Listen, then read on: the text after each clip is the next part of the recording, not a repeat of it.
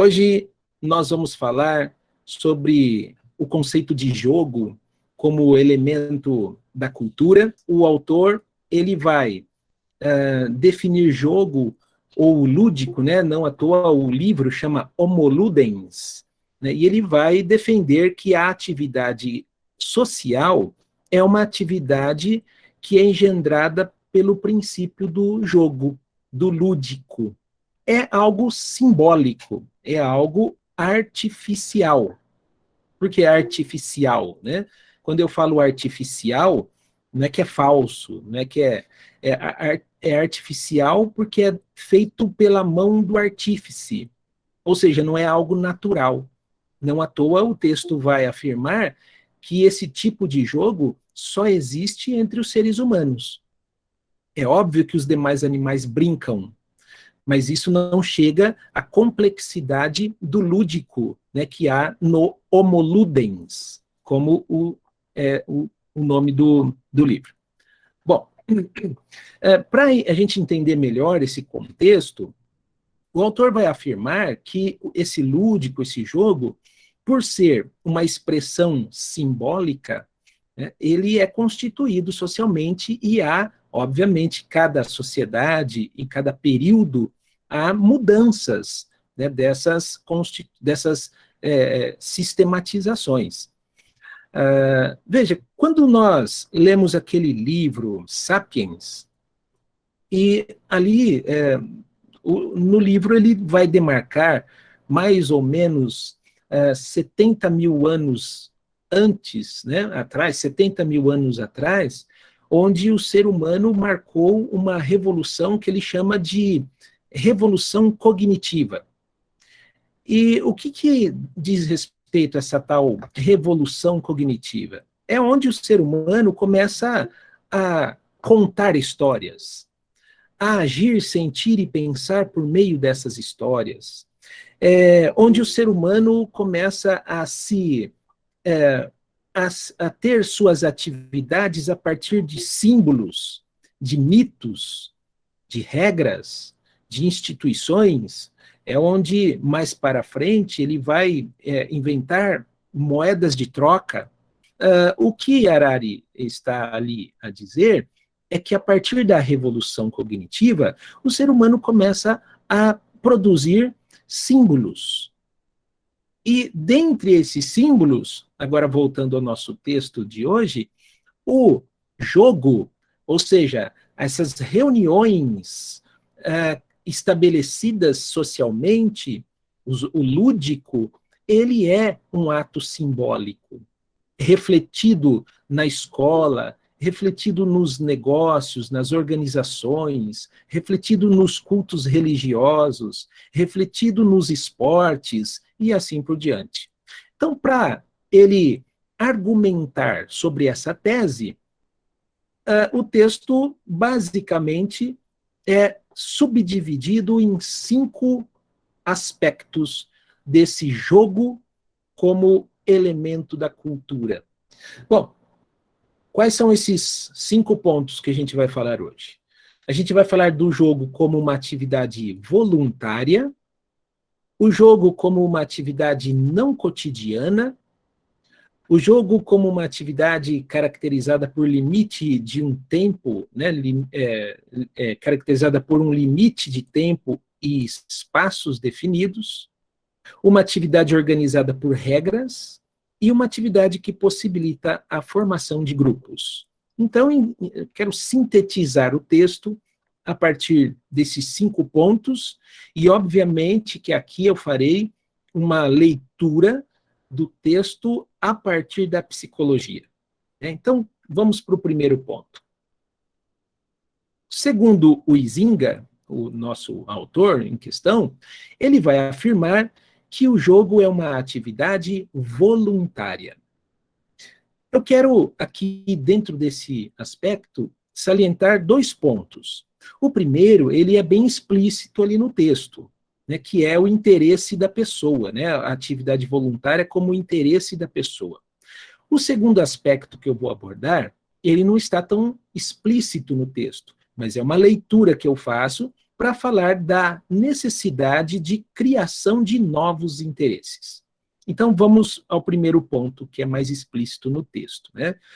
O jogo como uma atividade voluntária diz respeito, em primeiro plano, que as pessoas que estão envolvidas nesse jogo, e entenda jogo como todo e qualquer tipo de reunião humana, de sistematização de relações sociais, ele deve ter, a pessoa, ao participar desse jogo, precisa ter interesse. Há, então, necessidade do interesse da pessoa. Então, segundo o Huizinga, nós não podemos afirmar que uma pessoa está dentro dessa esfera do jogo se ela não se interessa por aquilo, né? Então, isso diz respeito em tudo, né? Então, quem lê o livro percebeu que ele vai falar que isso diz respeito às reuniões religiosas, às amizades, às reuniões organizacionais, tudo isso ele vai chamar de lúdico. Tudo isso ele vai chamar de reuniões, de aproximações entre seres humanos, a partir do primeiro aspecto que ele traz aqui, que é o aspecto voluntário. Então, a pessoa precisa se interessar. Um segundo aspecto que eu aqui ressaltaria é a necessidade da psicologia trabalhar também com a criação de novos interesses. Uma vez que, levando em consideração que o jogo é um aspecto social, ele então não nasce conosco, não é um fenômeno inato, né? Não é um dom inato. Então, ninguém vai se interessar por rugby se o rugby não for apresentado a essa pessoa. Ninguém terá interesse em música clássica se a música clássica não for apresentada a essa pessoa. Ninguém terá interesse de qualquer outra objetivação social se essa objetivação social não for apresentada a essa pessoa. Então, eis aí um aspecto muito importante que a psicologia entra até mesmo para desnaturalizar determinadas concepções de que a pessoa nasceu já com aquele interesse, com aquele dom, com aquela capacidade, com aquela habilidade. Então, entra a psicologia para instruir pais, professores, instruir atletas, instruir crianças, etc., a necessidade de se produzir novos interesses para que, de fato, a pessoa possa entrar dentro de uma esfera do que o texto chama de jogo. Isso, quando eu falo isso, eu me recordo muito de escolas de iniciação esportiva, ou na educação física também, por exemplo, onde as crianças já são encaminhadas para determinadas posições de um jogo, seja futebol, basquete, etc., sem experimentar outras posições, né? Então, eu acho que em algumas aulas eu já falei isso, que existe uma certa exigência e daquela criança só experimentar determinadas posições, determinados comportamentos ou categorias, sem, portanto, criar novos interesses para essa pessoa diante de outras possibilidades, seja dentro do esporte, da atividade física, da educação física, da iniciação esportiva e também do esporte adaptado. Não parece uma visão romântica que a gente vê, uma pessoa, por exemplo, que perdera um membro, né, do corpo, uma perna, um braço, e parece-nos tão automático essa pessoa se reinserir-se, né, no contexto esportivo. É nada.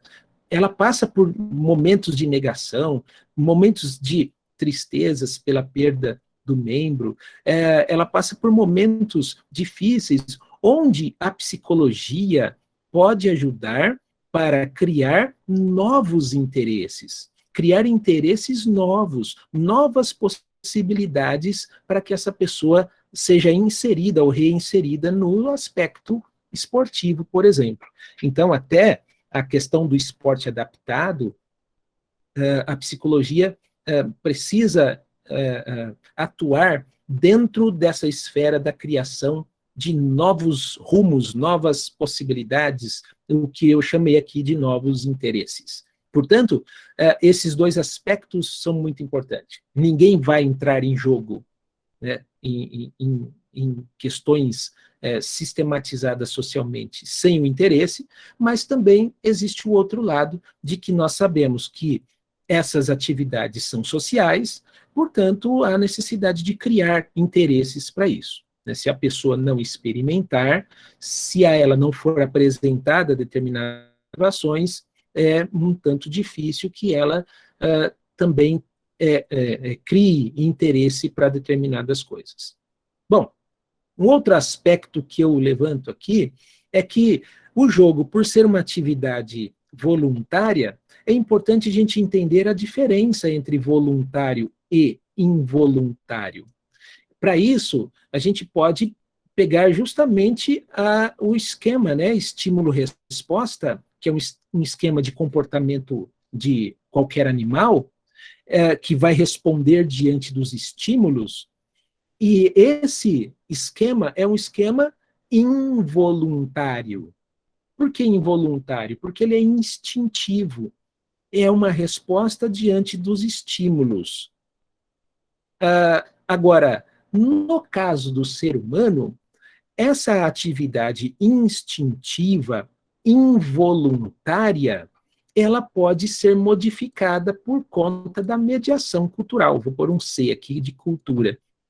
Então, por causa da mediação cultural, a resposta do ser humano pode não ser mais involuntária, mas, pelo contrário, uma resposta voluntária. É o que a gente chama do autodomínio da conduta, é o que a gente chama do sentido de volição, vontade própria, né? E todo esse processo que é engendrado no ser humano é engendrado somente a partir de mediações culturais, de conhecimentos. Então, há uma determinada atividade. Quando eu falo atividade, entenda formas de agir, sentir, pensar. O nosso comportamento, o comportamento do ser humano, ele vai depender das mediações que serão ali interpostas entre o estímulo e a resposta. Portanto, no jogo, há necessidade de conhecimento de suas regras, conhecimento de suas especificidades, justamente para a pessoa ter uma atitude voluntária.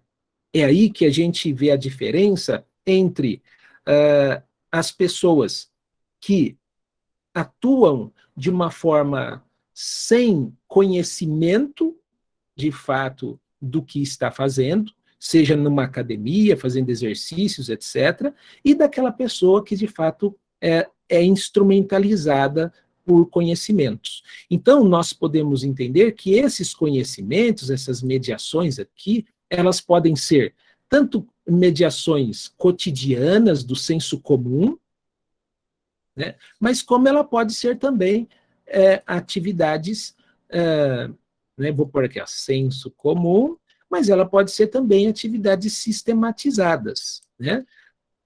Ou seja, a pessoa agora, com mediações mais específicas da atividade que ela está atuando, ela pode, de fato, efetivar um comportamento voluntário e não involuntário. Então, inclusive para o desenvolvimento da criatividade, imaginação, que a gente tanto vê, né, nos atletas, nas pessoas que praticam exercícios físicos, isso também não é inato. Né? Não esperemos grandes criações, grandes criatividades, sem conhecimentos específicos sobre aquele ato aquela atividade, aquela criatividade. Então, até para ser criativo, né, é importante que a pessoa conheça os conteúdos necessários até mesmo para ela criar. E isso nos remete ao segundo aspecto do jogo, que ele vai dizer que o jogo é uma atividade não cotidiana. O que é isso? Atividade não cotidiana. Não é uma atividade do senso comum, ou pelo menos não deveria ser. Então, o ser humano, diante da sua forma de agir, sentir e pensar consciente, essa atividade, né, dele é uma atividade mediada. Portanto, é uma atividade que ela pode ser mediada por Sofia, que a gente viu na aula passada, pode ser mediada por Doxa, que a gente viu também na aula passada, ou pode ser mediada por episteme, como é horrível escrever com isso aqui, com o mouse, episteme. Ou seja, nossa atividade é mediada. Agora, nós sabemos que existem mediações cotidianas e mediações não cotidianas. Quando nós pegamos Doxa e Sofia, nós vamos ver atividades cotidianas, aquelas que a gente aprende nos contos de gerações a gerações, ou aquelas que a gente aprende com a experiência dos mais velhos. Agora, quando a gente fala de mediações não cotidianas, estamos aqui a falar de mediações episteme, ou seja, sistematizadas. Então é diferente eu jogar uma pelada na rua e jogar de fato um futebol, conhecendo suas regras, suas limitações, suas especificidades. Quando eu comecei a jogar, eu sempre fui muito ruim no futebol, mas eu morava na cidade de São Carlos, onde tinha ali não sei se tem ainda, mas tinha um time adolescente, né, muito conhecido no Brasil e fora do Brasil. Era um time, assim, que chamava, não sei se chama ainda, né, nunca mais ouvi falar, Paulistinha. E esse time era um time, assim, que o pessoal vivia ganhando campeonatos internacionais, etc. E eu resolvi me arriscar a entrar nesse time Paulistinha. E eu tinha dois amigos que jogavam bola muito bem, e eles já jogavam no Paulistinha. E eles me falaram assim, olha, você não sabe jogar muito bem, não sabe o que é centroavante, zagueiro, etc. Então, assim, fala lá que você é volante, porque a gente não tem muitos volantes ali. Aí eu falei, tá bom, mas o que faz um volante? Aí um amigo falou assim, é aquele que corre o campo todo. Então tá. Quando chegou lá, me apresentou para o técnico, ele fez um teste comigo. Quando ele foi fazer o teste comigo, ele perguntou, qual que é a sua posição? Eu falei, sou volante. Tá. Aí me posicionei no meio do campo e ele chegou até mim e me perguntou assim, você sabe o que faz um volante? Eu falei assim, ele corre o campo todo. Ou seja, eu reproduzi algo de Sofia e Doxa no máximo. Doxa ou Sofia no máximo. Mas aí ele chegou e falou para mim, não, volante significa aquele que vai direcionar. Então você tem que ficar atento para olhar para os pontas, os laterais, para ver se eles estão correndo para você lançar para eles. Você que vai fazer o direcionamento, a organização, por isso é volante. Aí ele foi me explicando, o que é isso? Episteme. Não é mais do senso comum. Ele foi me explicando as especificidades daquela determinada posição. Claro que não deu certo, né? Não fui futebolista. Ele não me aceitou. Mas o que acontece? É importante entendermos que existe, por um lado, uma prática não cotidiana, mas o texto está nos apresentando aqui que, de fato, o jogo é uma atividade não cotidiana, ou seja, ela requer sistematização, ela requer conhecimentos específicos sobre aquilo que eu estou realizando, aquele comportamento que eu estou tendo. E para isso, eu preciso de preciso aqui remeter vocês a um conceito. O que é a homogeneização? É um conceito que eu utilizo na minha tese de doutorado, não fui eu que inventou o conceito, eu pego de uma filósofa húngara chamada Agnes Heller, e ela vai dizer uma coisa, que a homogeneização é uma relação que nós, seres humanos, temos com produções, objetivações humanas que estão nas esferas não cotidianas. E ela vai dizer assim que nós não vivemos o tempo todo em homogeneização. Para ela, nós vivemos a maioria do tempo na heterogeneidade da vida cotidiana. O que é isso, heterogeneidade da vida cotidiana? São as várias coisas que temos que fazer no nosso dia a dia. E, inclusive, são tantas coisas que nós fazemos ao mesmo tempo que não há, portanto, um momento específico no nosso dia a dia, na nossa cotidianidade, em que nós vamos colocar toda a nossa força psíquica numa atividade só. É por isso que o jogo, como uma atividade não cotidiana, ele requer homogeneização, ou seja, ele requer um distanciamento momentâneo da cotidianeidade. Isso é homogeneização. É o ato do ser humano em momentaneamente, não é sempre, né, é por um momento, momentaneamente distanciar-se da vida cotidiana para executar uma atividade não cotidiana. Sabe quando você vai ler um livro, quando você vai estudar, quando você vai ter aula, quando você vai para uma palestra, ou quando você vai para uma reunião, quando você entra em jogo, segundo o Huizinga, o que caracteriza de fato um jogo é quando eu concentro todas as minhas energias, a minha potência de vida, que a Agnes Heller vai chamar de paixão dominante, ela vai pegar isso do Goethe, quando eu coloco toda essa minha paixão dominante numa só atividade.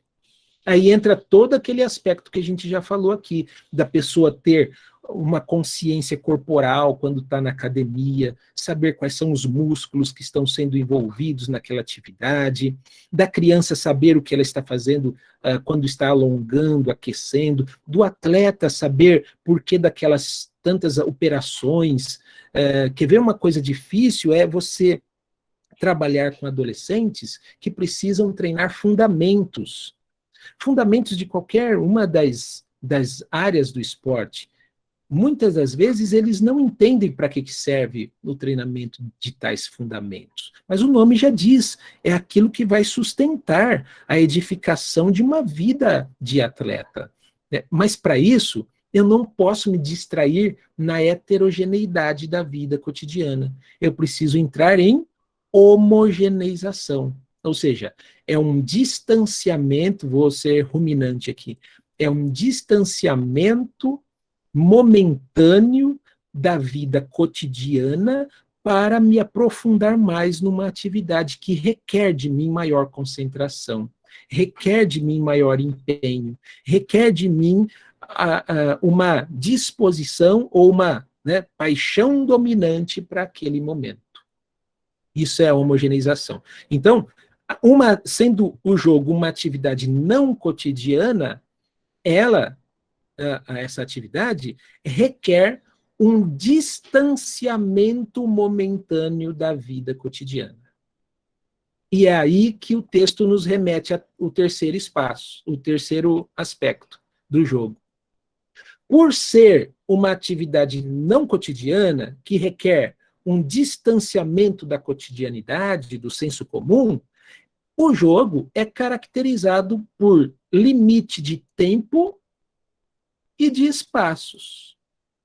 Então, ele tem um tempo específico diante também de um espaço específico.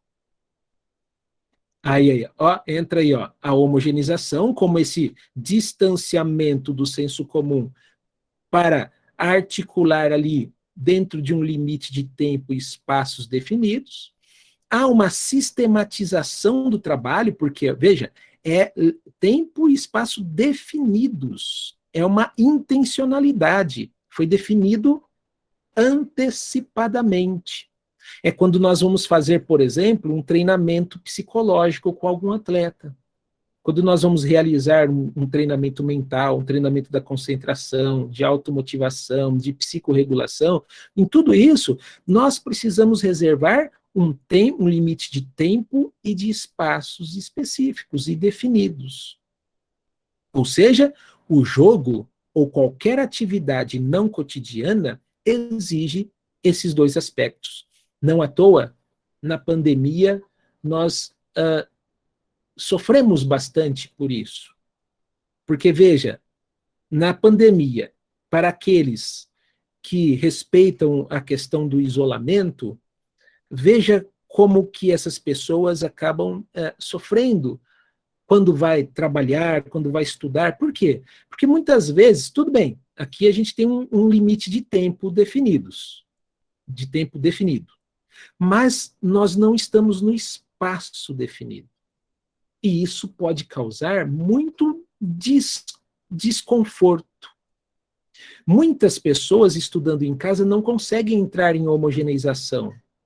Não sei se vocês são assim, mas muitas vezes você está em casa e você tem que disputar, né, a questão, sei lá, da geladeira que está do seu lado, a fome, a cama. Muitas vezes você ouve, ou estuda no seu quarto, ou tem mais pessoas na sua casa e fica aquela conversa toda, você não consegue se concentrar. Enfim, veja o que acontece.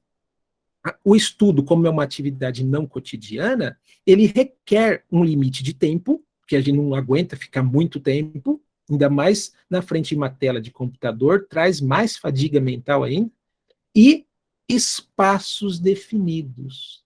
Né? Será que todos nós temos espaços definidos? Quem tem condições nessa pandemia, sei lá, montou um escritório, um home office, um local para isso. Algumas empresas também fizeram isso, mas existem famílias, por exemplo, para uma criança, um adolescente ter aula online, a mãe precisa sortear quem que vai pegar o celular hoje, porque é um celular para 5 filhos, cada um assiste a aula num dia da semana, com a internet do vizinho. Então, o filho tem que ficar lá no muro da casa do vizinho para pegar o sinal do Wi-Fi. Então, assim, veja que há uma dificuldade nossa. Quando se fala de atletas, também. Nós, no estágio em Psicologia do Esporte, trabalhamos todo esse tempo, desde o ano passado e até hoje, né, com os atletas via online. E como é difícil fazer isso?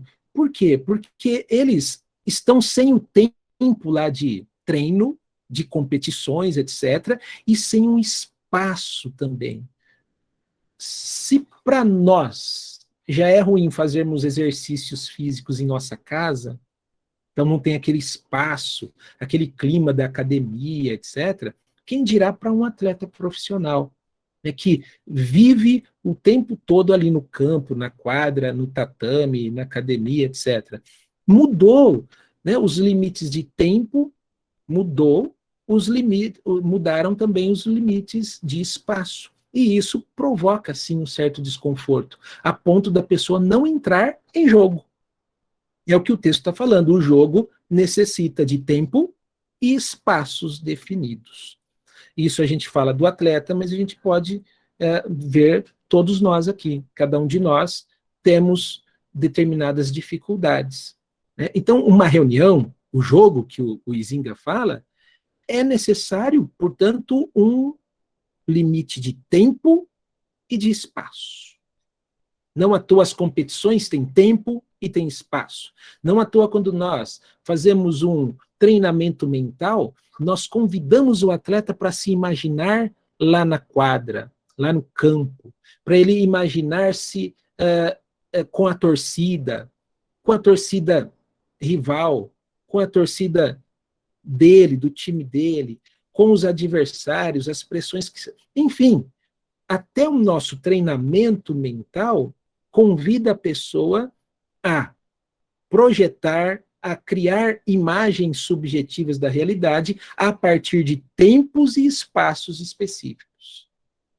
Em quarto lugar, além de ser uma atividade voluntária, uma atividade que também que ela não é cotidiana, uma atividade que requer tempo e espaços definidos, ela também, o jogo também é uma atividade organizada ou organizado por regras.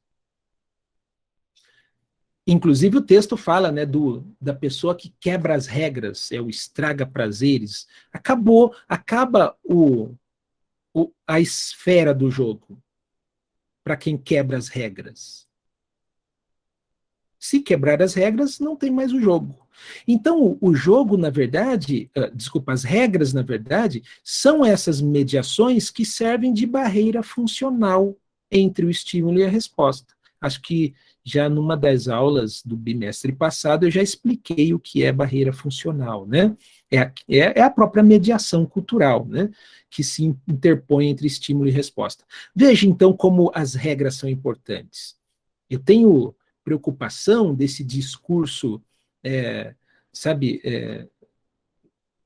um discurso pós-moderno que as regras são ruins, que as regras... Não, gente, se não tiver regras, quebra-se o jogo dos papéis sociais que nós temos.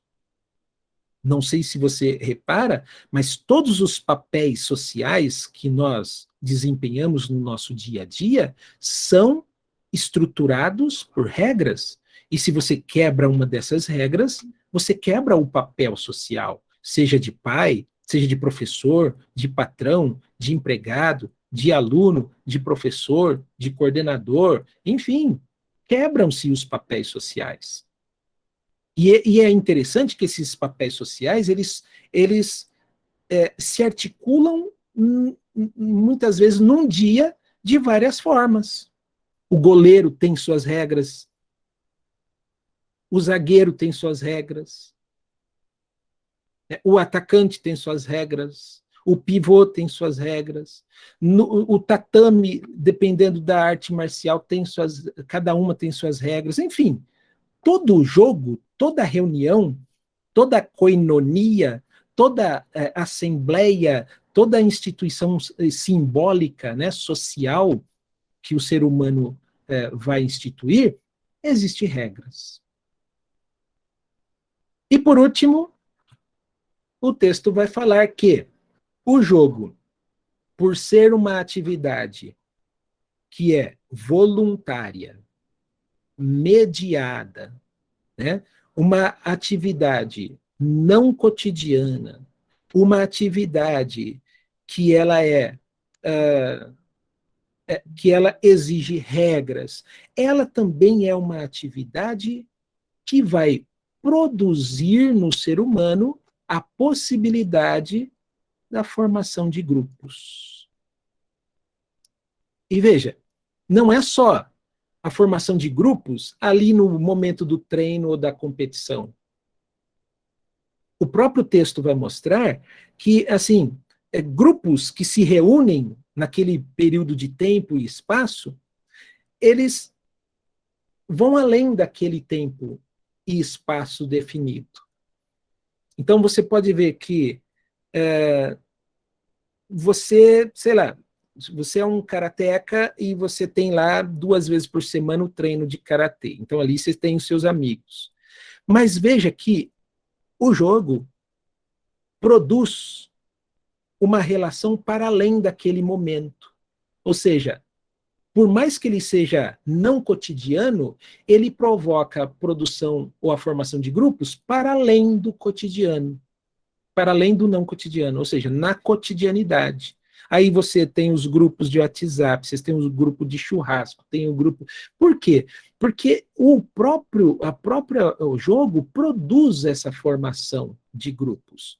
E é o que nós vimos nessa pandemia. Sabe o que salvou o psiquismo né, de muitos atletas nessa pandemia que não conseguiam e não conseguem até hoje ter um contato direto com seus amigos, grupos formados, por exemplo, pela própria internet. Eu tive estagiários que trabalhou muito com os grupos de atletas, justamente para não perder a motivação, para não perder o foco, momentos para que eles possam se expressar, momentos que eles possam colocar para fora o que estão sentindo. Enfim, veja como que o jogo é uma atividade não cotidiana que depende de espaços e tempos estabelecidos, mas ele vai além disso. Ele provoca a formação de grupos para além dos espaços específicos do jogo. E aí produzindo o quê? Comunicação, liderança, motivação, amizades, o pertencimento de um grupo. Somos seres gregários, nós precisamos sentir pertencentes de um grupo. Veja, em tudo onde há jogo, onde há o lúdico, ali há também a possibilidade de formações de grupos que vão além, né, do próprio momento lúdico. Bom, gente, em linhas gerais, era isso que eu queria destacar do nosso texto de hoje, que o jogo é um elemento da cultura e, por ser um elemento da cultura, ele carrega 5 aspectos importantes. Primeiro, é uma atividade voluntária. Eu preciso ter o interesse de estar nesse jogo, mas também eu preciso ter conhecimentos necessários e para isso eu preciso que se criem novos interesses das especificidades de cada atividade social. O jogo também é uma atividade não cotidiana, então ele não é algo do senso comum, ele é sistematizado, ele precisa de episteme, ele tem determinadas especificidades que o diferem da atividade espontânea do senso comum. O jogo é uma atividade caracterizada por um limite de tempo, espaços, e muitas vezes nós ficamos todo perdidos quando não há esse limite de tempo e espaço. E eu quero repetir aqui, não é só dentro dos esportes, o texto vai falar que o homo ludens, ele está em todos os aspectos, e isso me faz lembrar aqui, por exemplo, da pessoa religiosa. Ela até sabe que Deus é onipresente e está com ela lá na casa dela, onde ela estiver, mas o religioso muitas vezes faz questão de estar onde? Num local específico, num tempo específico, para cultuar os seus deuses. Seja lá na igreja, seja no terreiro, seja, enfim, no templo, onde for, independentemente da sua religião, do seu credo, você vai ver que o religioso, ele muitas vezes ele necessita, por mais que ele saiba que o seu Deus está com ele, dentro dele, ele também quer estar dentro ali de um espaço e de um período de tempo específico para aquilo. Por quê? Porque o jogo, ele não é uma atividade cotidiana, ele é não cotidiana, então ele requer isso. Além dele requerer o limite e o espaço, ele requer também regras. Enquanto eu estou na atividade de jogo, eu preciso cumprir as regras desse jogo.